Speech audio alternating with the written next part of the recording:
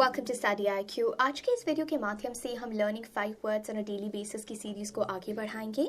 आप मुझसे इंस्टाग्राम पे नीरजा रहेजा के नाम से जुड़ सकते हैं।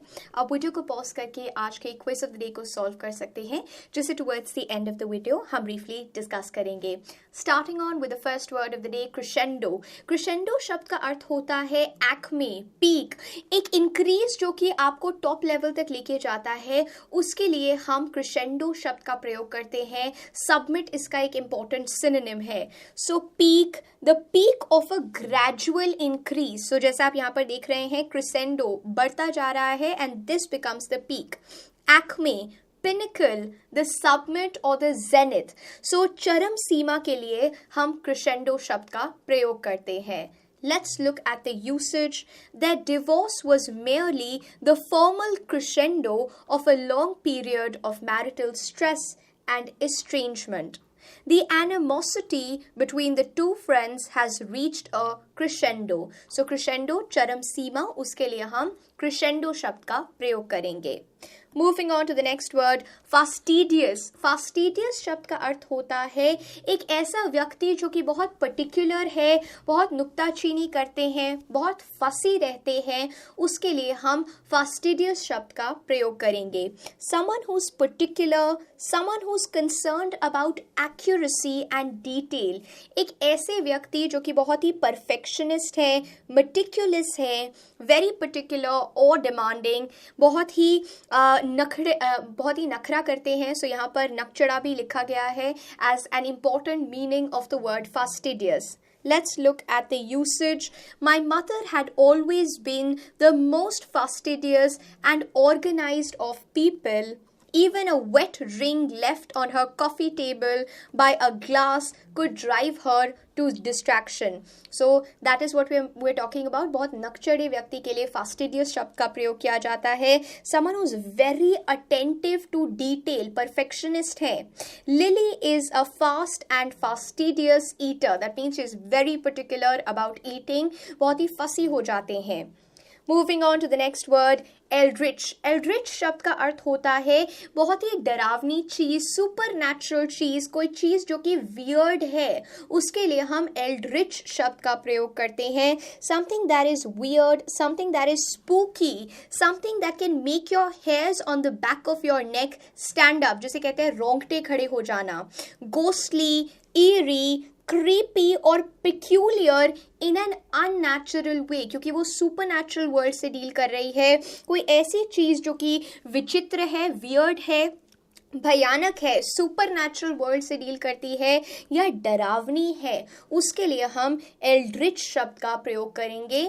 Eldritch is a word that means eerie, unearthly, weird, ghastly, foreign, strange और otherworldly. So इसका अर्थ हो जाता है eldritch का। Let's look at the usage. Thunderous storms and a dark, starless night created the perfect scene for watching the eldritch movie. So it created the perfect scene for watching a horror movie or eldritch movie. Moving on to the next word, ingenious. Ingenious शब्द का अर्थ होता है एक ऐसा व्यक्ति जो कि clever है, imaginative है, बहुत ही ज़्यादा creative है, चालाक है, in a good way. उसके लिए हम ingenious शब्द का प्रयोग करते हैं। As you can see over here in the image, Einstein was considered to be an ingenious fellow. कोई ऐसा व्यक्ति जो कि चतुर है, निपुण है, प्रतिभावान है और चालाक है, उसके लिए हम ingenious शब्द का प्रयोग करेंगे। Someone who's clever, imaginative, showing creativity and inventiveness. So that is the meaning of the word ingenious. Let's look at the usage. She presented an ingenious visual representation which garnered, that means it amassed, it gathered praises from all corners.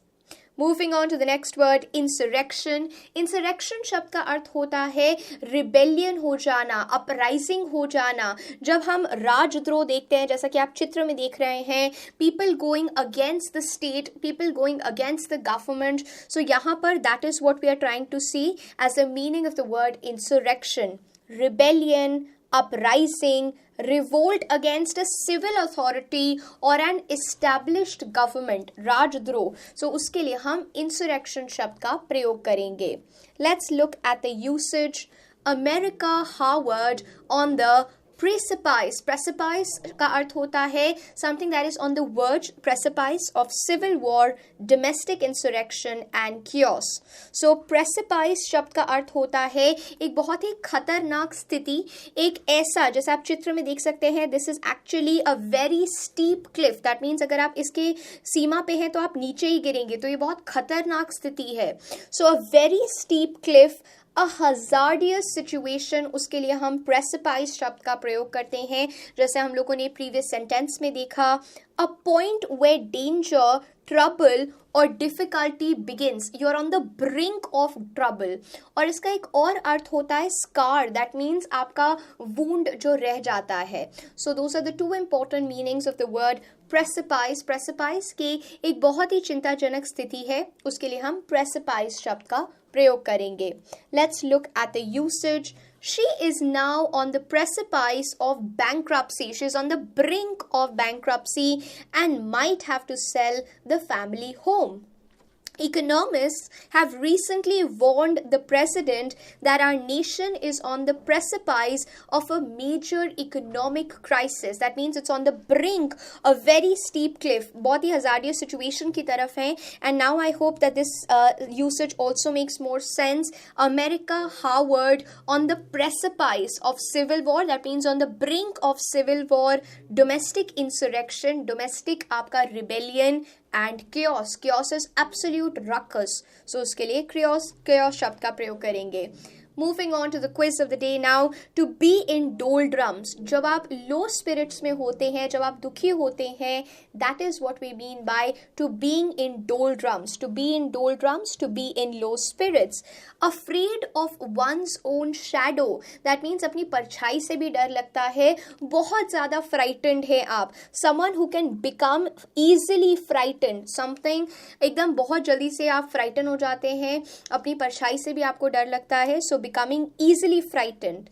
Black and blue. Someone who's full of bruises. आप चोटों से भरे हुए हैं, चोट लग गई है बहुत ज़्यादा. So उसके लिए हम black and blue शब्द का प्रयोग करते हैं. So black and blue means someone who is actually, so to be full of bruises. To be full of bruises. Eat humble pie. जब आपको apologize करना पड़ा है humbly, so when you have to apologize humbly, that is eat humble pie. Hindi में नाक रगड़ना, ये इसका एकदम से एक ट्रांसलेशन हो जाता है. To give a cold shoulder, जब आप किसी को ignore कर देते हैं, to give a cold shoulder means to ignore. It takes two to tango, so that means एक कार्य जिसके लिए दो लोगों की ज़रूरत होती है. हिंदी में हमारे पास है ताली दो हाथों से बजती है. So it takes two to tango. Some tasks that cannot be performed alone and you need two people to participate. So it takes two to tango. Moving on to the next word, hear it on grapevine. इसका अर्थ होता है rumors को सुनना. Hear it on grapevine, hearing to rumors, baseless story, something that is based on rumors. So to hear rumors. Cost an arm and leg. कोई ऐसी चीज़ जो कि बहुत एक्सपेंसिव है, उसके लिए हम cost an arm and leg का प्रयोग करते हैं. Something that is very expensive. That is when we are using be very expensive.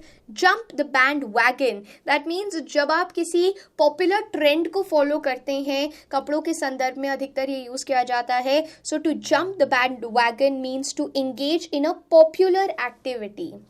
Mean business, that means we mean business while we're talking about studying. So that means being very serious. Mean business, being very serious. You can take a look at the answers from the cheat sheet, and in case of any doubts in any part of the video, you can mention that in the comment section.